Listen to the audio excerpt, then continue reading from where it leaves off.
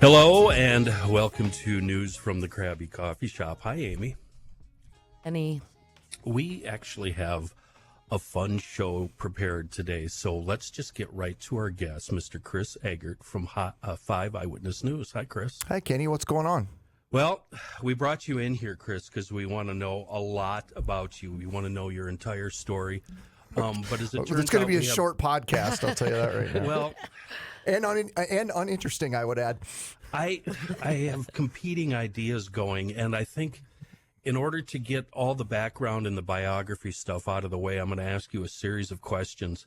But all I want is a one-word answer because we got to move this thing along because Amy and I have something really, really serious to discuss with you.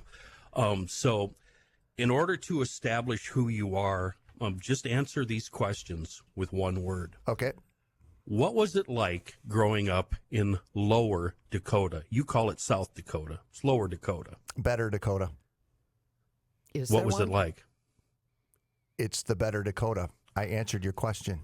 When did you decide you were pretty enough to be on camera? I still haven't. How did you end up in Florida and then Minnesota? Hurricanes.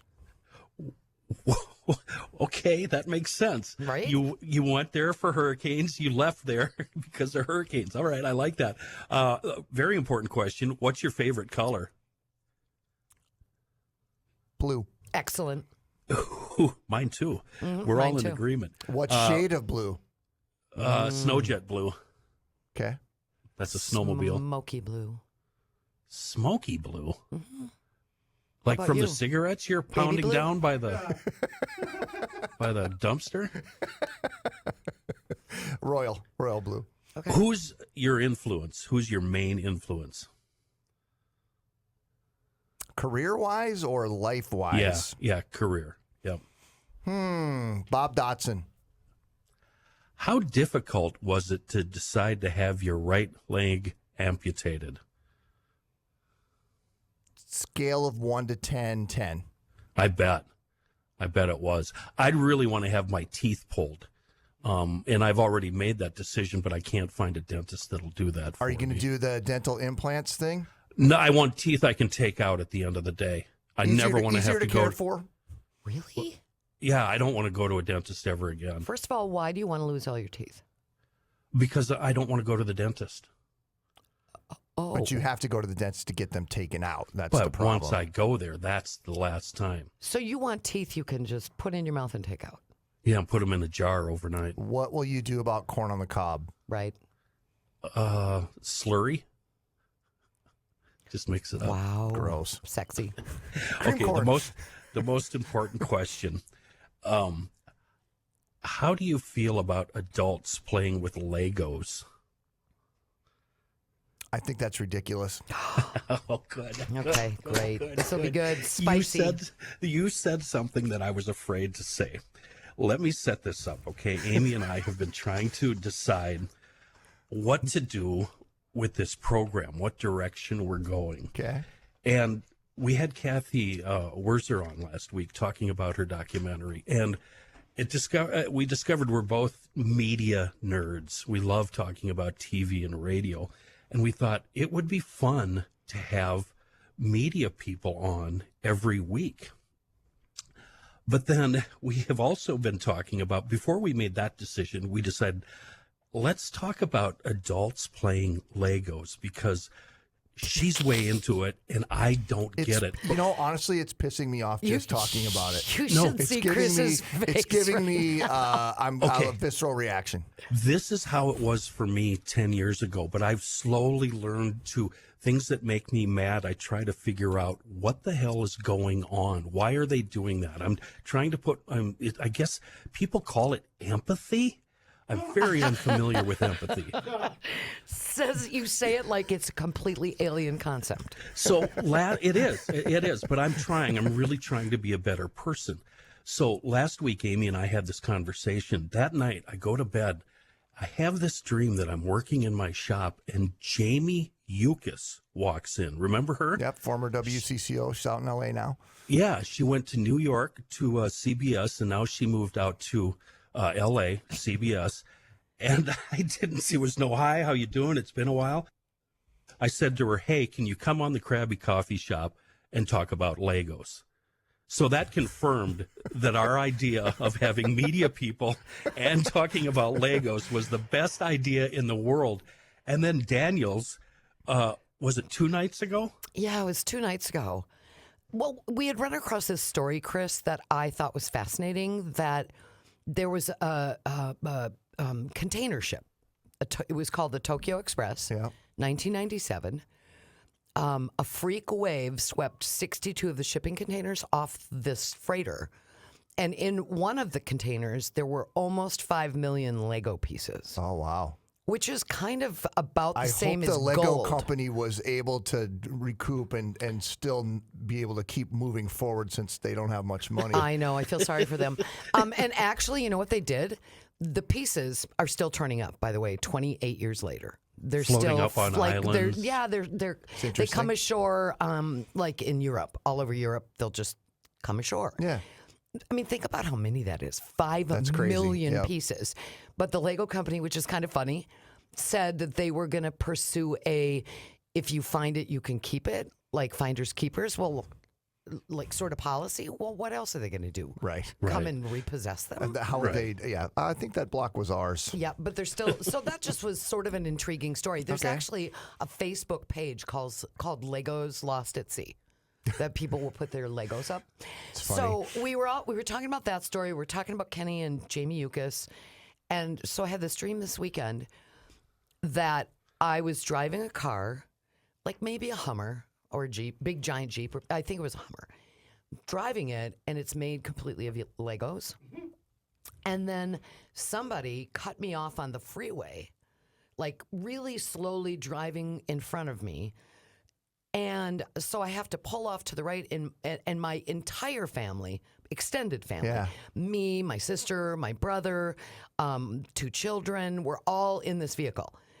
And I start pulling off to the right, but because it's a Lego world, there's really no shoulder, and there's like a 5-foot cliff. So one of the tires goes off the 5-foot cliff, and the whole vehicle like falls over on its side. Yeah. And everybody's screaming.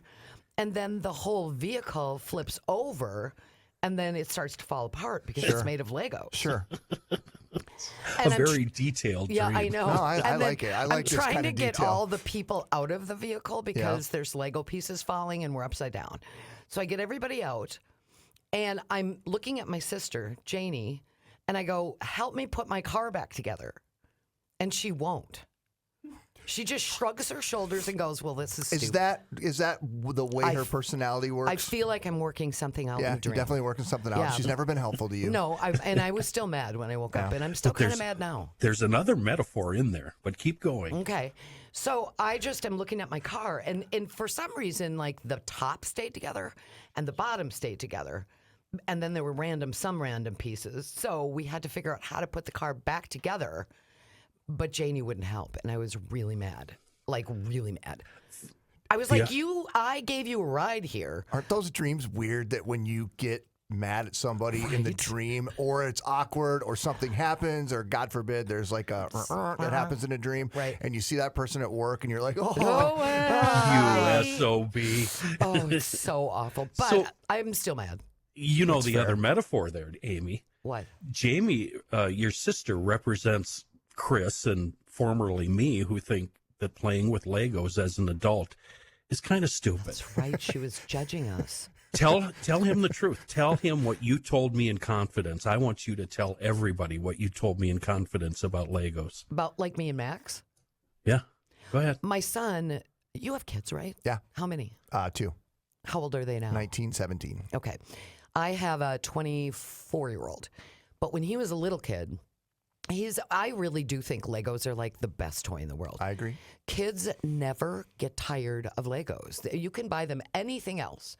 You could buy a remote control car and they love it for a day or two, but Legos last forever. So anyway, we used to get these Lego sets, and I was the parts manager and he was the builder.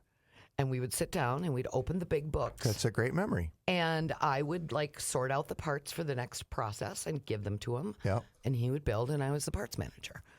And I would rather have it on my resume than what I actually Do you have still on my play resume. with them? Do you still play I don't with Legos? now, but do you know there's a classic radio Lego set now? Like a Philco brand radio that you can build out of Legos. You can actually build a radio station out of Legos Maybe. now.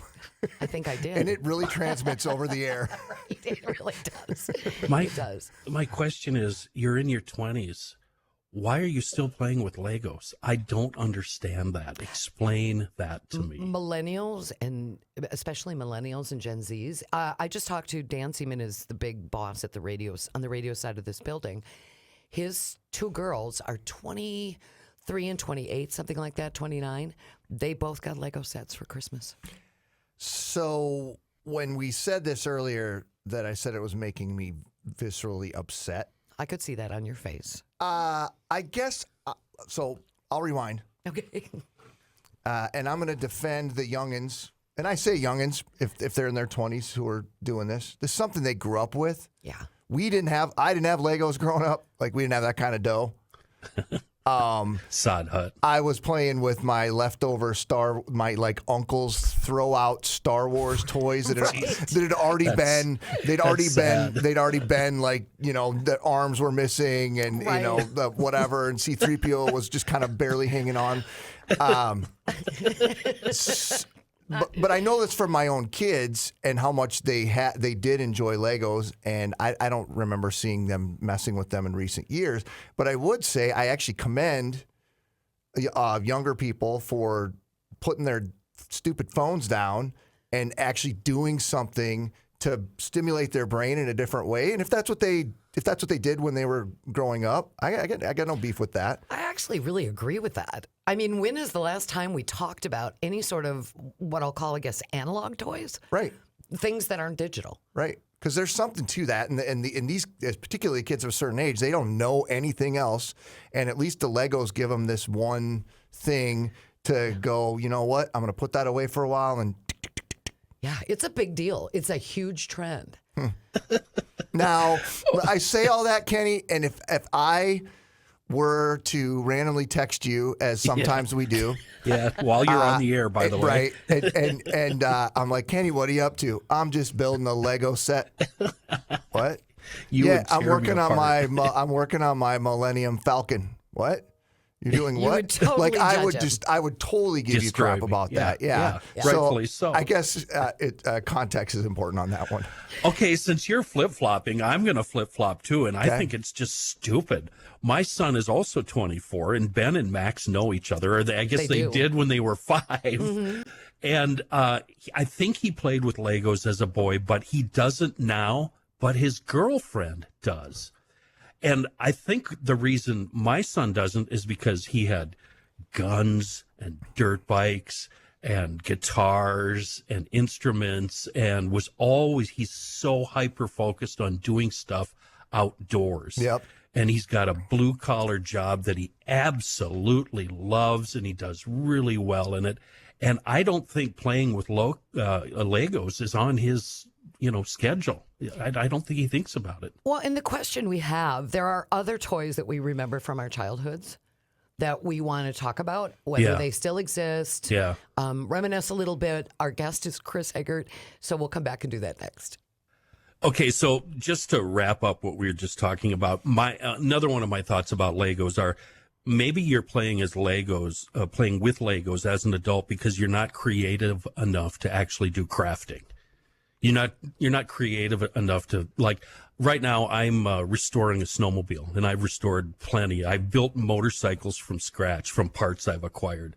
Maybe you're not smart. Maybe that's why you play with Legos. Wow. Okay. Nice. First of all, Kenny, nice flex. We understand you're manly, and good for you. I got the beard. Yep, good for you. Okay. Yep, we got you on that. Okay, Mountain Man. Again, is not necessarily a defender of the people who play with Legos. Wow. Not everybody can. I'm feeling abandoned. Yeah. I'm feeling abandoned. Yeah. Not everybody can fix a snowmobile. I am in the middle of a reconstruction of a room in my house that I'm tearing apart. Okay. And I'm in your headspace on that, because when I got home yesterday and I'm in the middle of it and I can't do anything else except for that, because that's the way my mind works. I understand that. And it was great, and it was relaxing in its own, tedious way. And I'm thinking, I'm not going to finish this project, and what I'm going to go, build a Lego Eiffel Tower. Okay, you guys, you're really dividing the world into we're productive. Wait a minute, Amy. And adults, and then I don't sit in my garage putting together Legos. In your defense, you have restored and sold numerous houses. So I have, yes. What Chris is talking about, you're very familiar with. I am. All right. Can I take this? Can I ask you guys the next question? Yeah, go Where ahead. do you fall on puzzles? I'm a fan. I like the concept, and in the last 5 years, I've tried to start 2, and I never get beyond the edges before I sweep the whole thing off the table and onto the floor. Well, and I'm such a nerd that this says a lot about me. When I was in high school, instead of, for the most part, going out on Friday and Saturday nights, I would put together puzzles and listen to radio. Oh, that's sad. I know. Oh, Amy, I'm sorry. I know. That is I know. I wouldn't say that on the radio. Well, I did. On the air. But they were like cool. They were like MC Escher paintings. Oh. Yeah. Okay. Now he's just looking at me with pity. That's so Wow, sad. I know. Maybe Kyle can cut that out. Yeah. I don't know, maybe. Hold on. So- Let's count that down again and get that edited out of there. But I was listening to radio, so I made a career out of it. That you learned what you wanted to do. It was productive. One of the funnest games I played as a kid was I had a bow and arrow, a recurve bow and arrow with these kind of dull-looking arrow tips. And a group of us would stand around, and I'd shoot that arrow straight up in the air. And then we'd all try to avoid being stabbed in the head with an arrow. So when you my mocked me. When my grandparents bought a brand new set of Jarts, can you imagine my joy? Isn't that funny?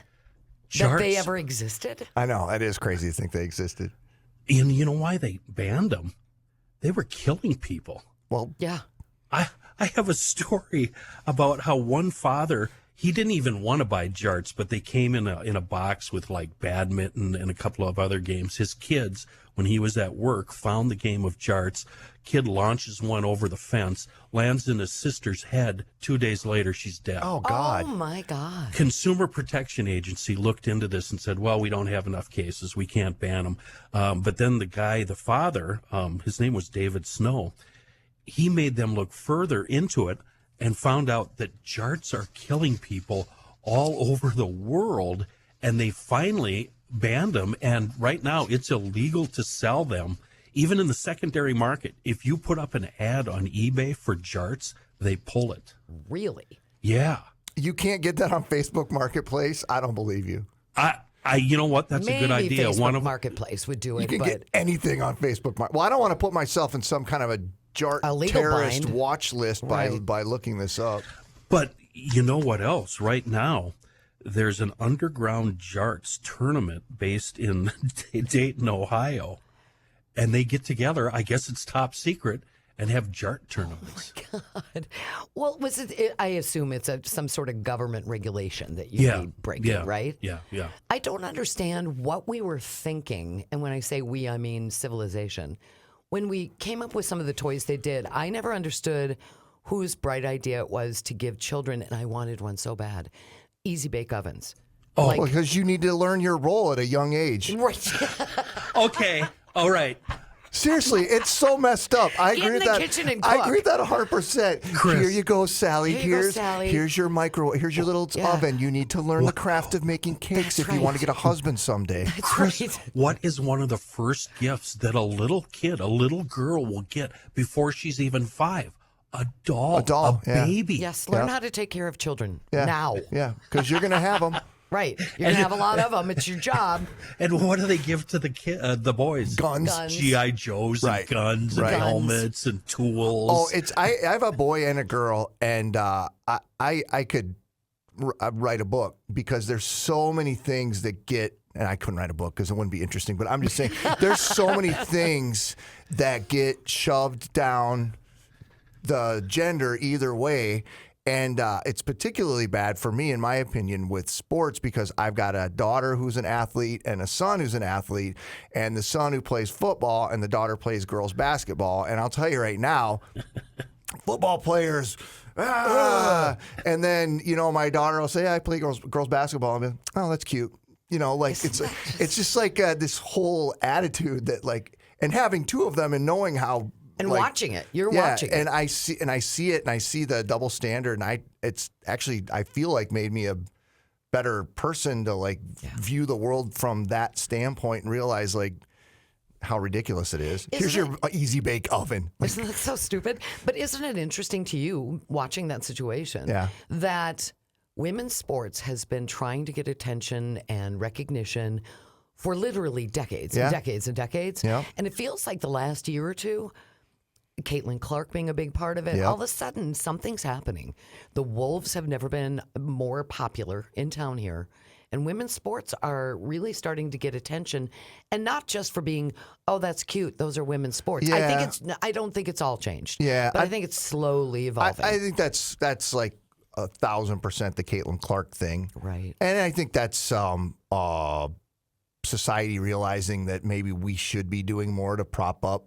But for every fan who you say is going to be like, I like the Lynx game or the WNBA players should be getting paid more, there's going to be a guy on the other side of that argument going, well, get more ratings and then they'll pay you more. So, I mean, I get you. It's an interesting. Bill Burr. That's Bill Burr's line. Yeah. I mean, it's all based on money and, I don't know. I will be interested to see. I want Caitlin Clark to do something with her, what she's become, and not become a token. I don't know. And token. And she's in a tough position because she's got.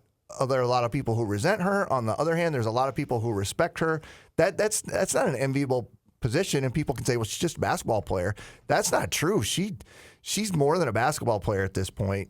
And that'll be interesting to see how that all plays out. Do you think that gives her some responsibility? Is that what you're saying? Well, to maybe be more than I'll get a big paycheck, relatively speaking, for the WNBA, and that she should do something with that. Well, and I think that's what's hard because she's got one side of the populace going, well, this is what you should do with that, and the other side of the populace, the basketball players, go, no, you're one of us. You should be working for us. And I feel like there's this weird.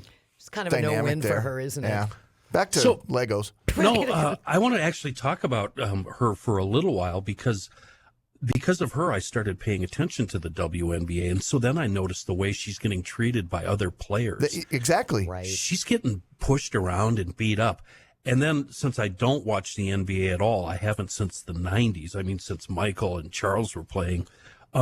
Is it that way in the NBA too? Is it that brutal these days? I don't know. Is it? I mean, it's a rough game. I feel like there's a lot of showmanship that goes on in the NBA versus the WNBA. That a lot of these guys, they're getting paid so much and they respect each other so much. It's almost like, and I have a friend who works for the Timberwolves, and he'd cringe if I, but I'll say it. It's almost like it's a pro wrestling match for half the game, and then at the certain point in the game in the second half, they're like, all right, we better start trying now.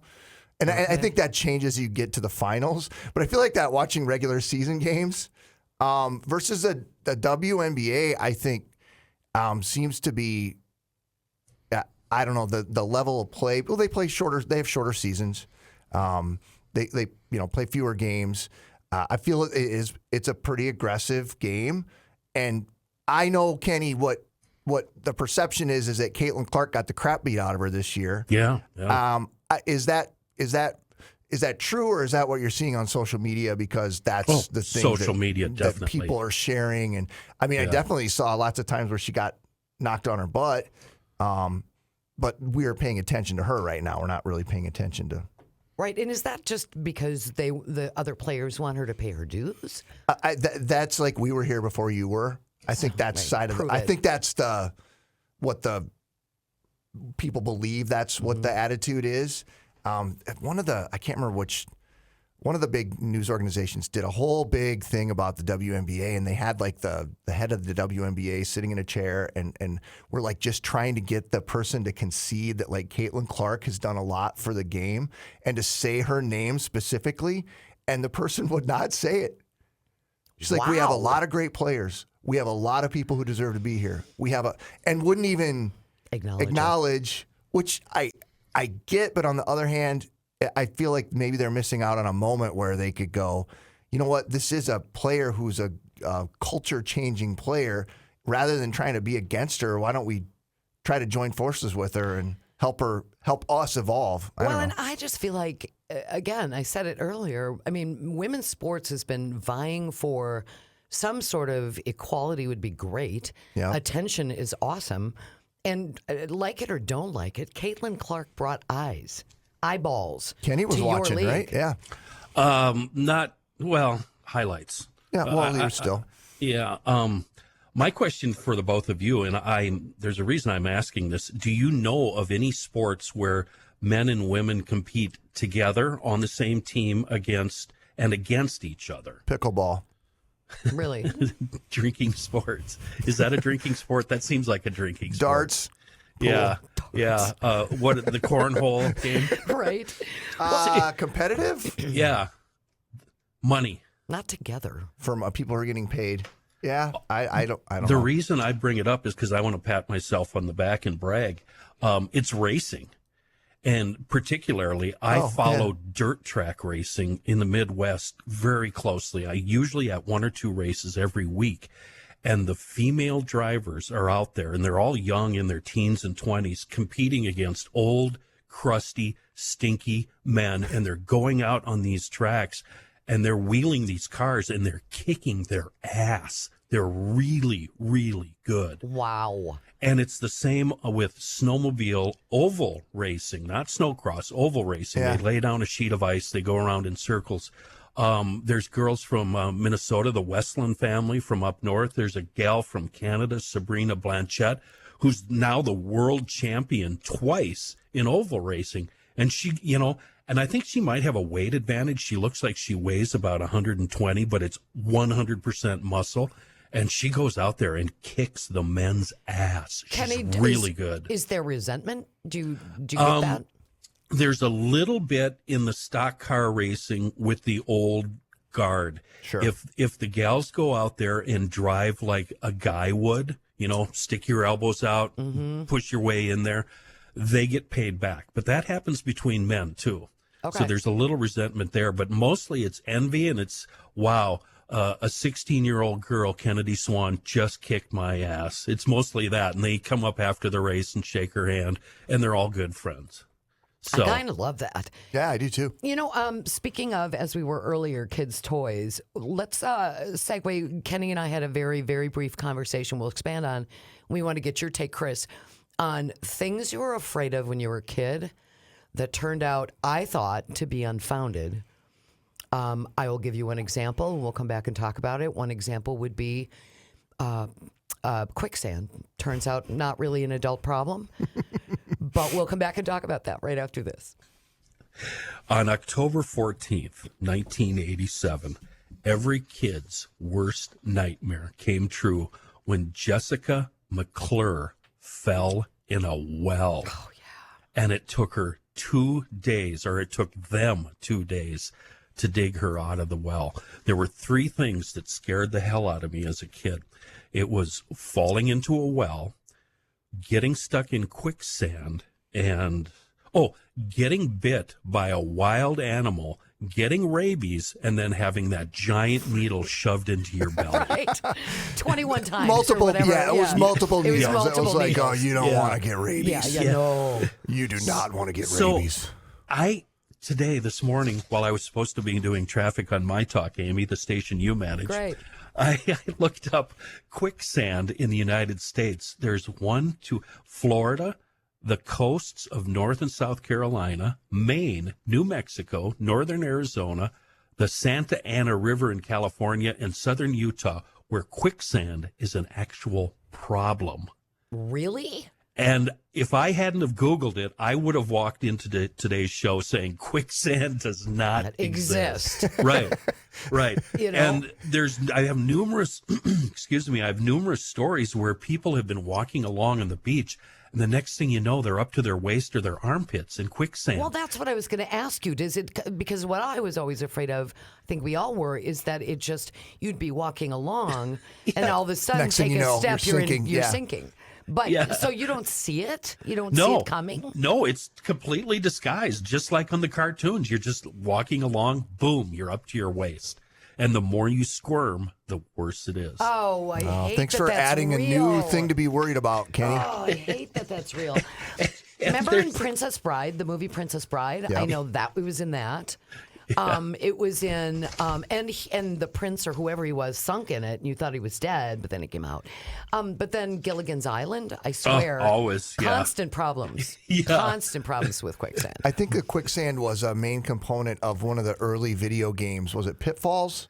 Oh, okay. Where that's like the old school video game, and you swung on this jungle vine, and I think it was quicksand down below. That's about the only time I ever was into video games. Was that like what would have been that period? That one period, yeah. Okay. Wasn't there an Indiana Jones, one of the later ones where he's in South America? Or am I thinking a giant anthill?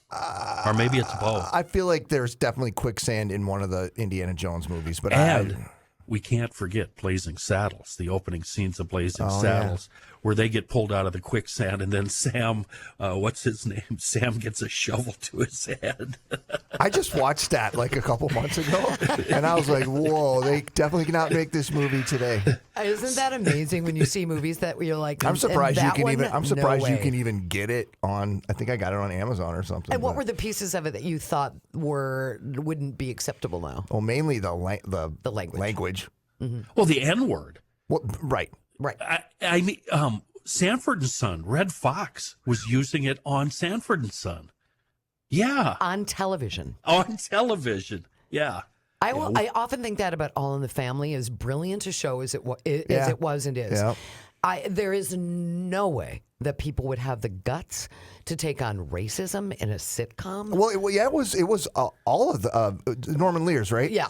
All his All stuff of was them. thought of as being like very groundbreaking, and to this day, a lot of people like have such respect that back then he was willing to have conversations about it, and it probably helped a lot of families out in America watching TV. But when you think about the fact that that was in the 70s, yeah, I mean, Maude had a whole episode on abortion. That she'd had That's an abortion. right. That's right. And you couldn't make those. You could not get anyone to back those shows today. No, definitely not on the networks. No. I don't. I'm not. Yeah, exactly. You might get it on one of the other platforms, one of the other 7 trillion platforms of television. Back to quicksand, because I don't want you to walk away from here thinking that quicksand isn't a problem, and if you sink into quicksand, you won't die. Because I did find one story. The most recent death, I don't like the word recent being in there. The most recent death was 50-year-old Jose Ray Escobedo, who was swimming in the San Antonio River in 2015 when he became trapped in quicksand. His body was found 3 days later, ass up in the air. Yeah. So it's still a possibility. Okay, can I ask a question, a follow-up question you might not have the answer to? Yeah. What is it? Is it just a bottomless pit with sand? I don't understand. It's a mixture of wet sand and a little bit of clay. And it dries out and it looks perfectly dry, but when you put weight on it, it activates some kind of chemical reaction, and it activates and it turns into this muddy, icky slurry, and you just start sinking. I've experienced this in muck on the edges of lakes, like wearing hip boots and waders. Yes. And you actually pull out, your foot comes out of the hip boot. And your boot's stuck in there, right? Your boot is out there. Yep. But never with sand. I don't think it's a problem here. God, I've lived my whole life thinking that wasn't an issue, and now I feel like I can't go to a beach without scanning. You Maybe can wearing just, snowshoes. Just Maybe I could wear stay snowshoes. indoors at all times. You won't have to worry about it. Yeah, and play with your Legos. Play with your That'll Legos. But also, when we talked about this, Kenny, another problem I didn't think was real until you've heard about it in the last, I don't know, many years. Sinkholes.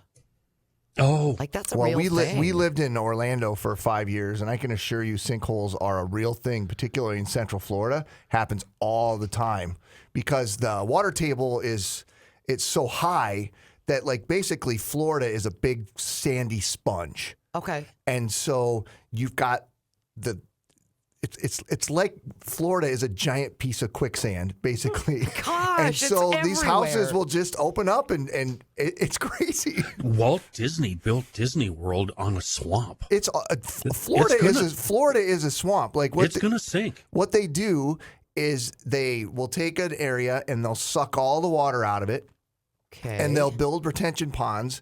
And they'll dig the retention ponds, and they'll pour all the water that they sucked out into the retention ponds, slap some houses down. By the way, they don't have basements. Nope. So it's just a slab of concrete Yep. on top of the sandy soil. And there you go, house built, done. And sometimes the earth decides that wasn't the right process to go through. So does that mean that you could literally buy a house in Florida and be driving home, you get there and it's just gone? Yes. Yeah. Oh my God. It happened all the time. Why do We had it people all the live time in the there? news. There's a lot of reasons why people shouldn't live in Florida, but they do because what is it outside right now? 8 degrees below zero or something? Right. Yes. That's why they live in Florida. Like The only reason better it risk sounds to be like. warm. Better risk to be warm than Yeah. Well, okay, if we're going to go down that road, Chris, 8 below or your entire city burning down. Yeah, I know. That's I do feel like, and I have, as we all do, nothing but empathy for people who are losing their entire lives out there. You know what? However, I Okay. just wonder with California and Florida, I guess, because sinkholes and alligators, but mudslides, earthquakes, fires, droughts. Maybe we're not meant to live in California. God hates California. Well, that sounds stupid. Well, what did we just meet? Yeah, right. That's right. I'm kidding. yeah. Nice It's to meet you. the whole living in California. I mean, this always comes up every time there's ever a know. natural disaster, I and know. it's too bad because But you also have to talk about the ridiculous amount of population that's in these areas too. That's prone to weather extremes. Florida's the same way. Yeah. You talk about where are the most populated areas in Florida, with the exception of Orlando, which is in the center of Florida. They're on the coasts, right? So that's the first thing that a hurricane's going to hit. Yeah. And I don't know. It's hard. Go ahead. I lived in California for a little while. I was in the San Joaquin Valley, so Central California, but they grow a lot of the produce for the whole United States and beyond. But there's very little water there. Right. And so how they have to go about growing things is sort of, it's contorted because it's difficult. Right. And then on top of that, there's the mountain. I mean, my understanding, and it could be wrong, is that a lot of the water that Los Angeles has, or any of those places in California, bigger cities, comes from snowpack. Yeah. The reservoirs And that if fill there's up. no snow, Yep. there's no water. And we're in a place, obviously in Minnesota, where water is pretty abundant. And we've got that giant lake up there, Yes, we just up the road from here. I wonder. I've had a lot of thought about this with the LA thing. Is and I'm not going to say the word that starts with global and ends with Warming. yeah. I don't know. I'm not saying, but you do hear a lot about the weather extremes and that the storms are getting bigger and badder and whatever. I wonder if in the middle of the United States, you're going to see eventually an evolution of more people staying in these states with temperatures that don't seem to swing as much as they do in other parts of the country. I have heard so many people since the fires in Florida. I mean, you hear this every time we go through hurricanes or fires, but being grateful they live here because really The one thing we don't really, I mean, the only really thing we have here, I think, is tornadoes. Tornadoes. Right? Yeah. Yep. And blizzards. Yep. Well, what's to say we could, I mean, not to, who's to say we couldn't have insanely bad winter where it was 30 degrees below zero for 3 weeks straight and everybody's houses break apart and the pipes all break. I mean, I don't know. Yeah, it's true. It doesn't seem to happen here very often. We're sort of. My big fears are a comet or an asteroid. Yeah. Or sun or China, in that order. That's who I'm afraid of.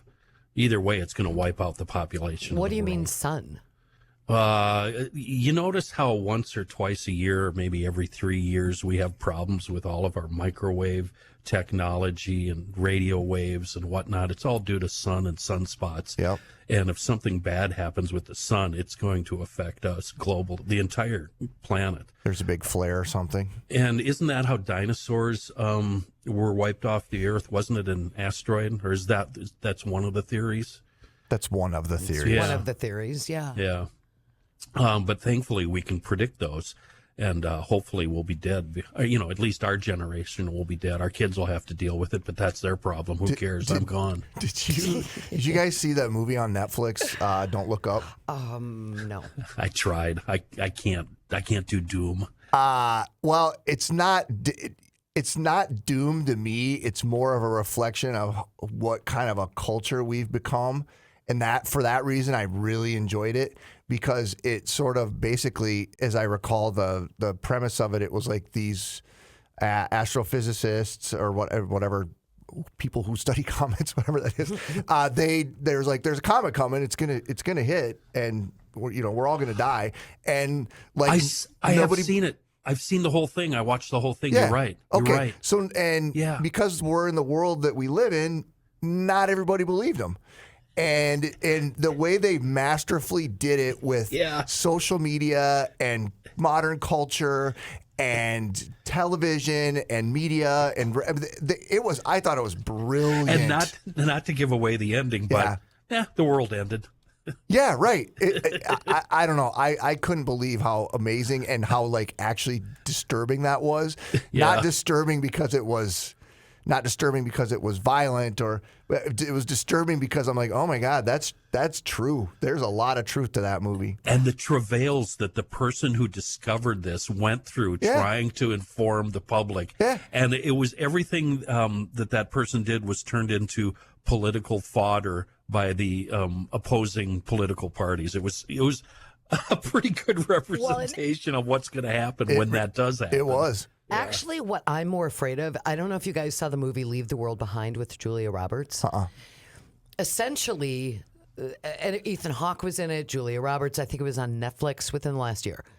And what basically happens is all of our computers, all of our social media stuff, all goes haywire.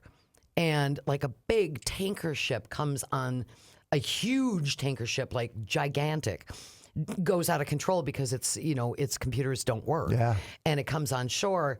And at one point they show, spoiler alert, at one point they show Teslas, white and all different colored Teslas. Oh, just like driving off? themselves into walls and into bridge abutments. That sounds pretty cool. That sounds pretty cool. Pretty amazing. Yeah.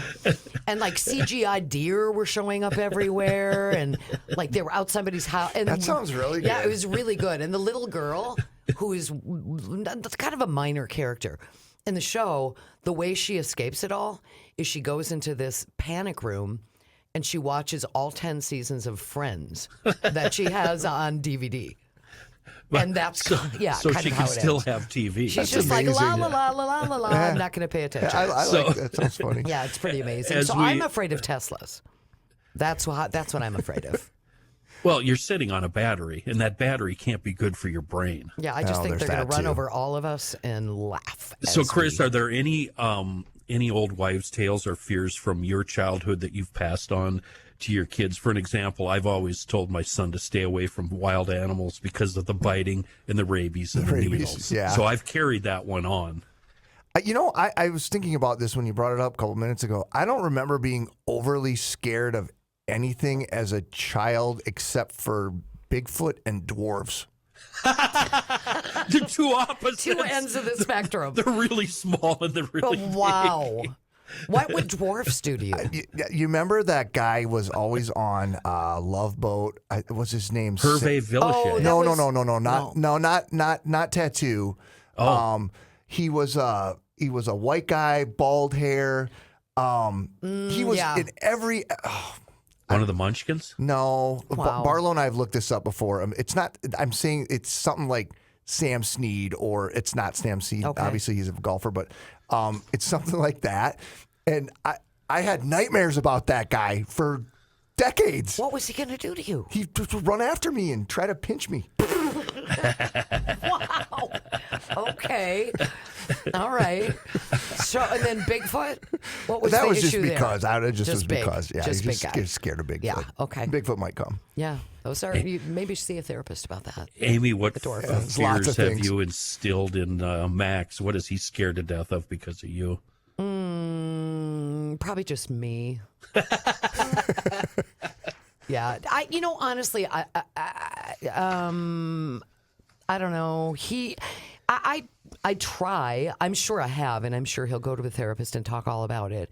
But I really tried to disassemble some of the things that my parents passed along. Like if you go swimming after you eat, you'll die. And Right, yeah. I tried to try and dispel those old wives' tales. Debunk some of those. Yeah. So I don't know. His therapist will know, and I'll pay for it later. We did good today. This was fun. Yeah. Thanks for joining us, Chris. Yeah, that was fun. Thank you, guys. Come again and see us, and we'll talk Legos and quicksand. That sounds good. Okay, or whatever our latest fears are. This is Crabby Coffee Shop. Thank you guys for joining us, and we'll see you next week.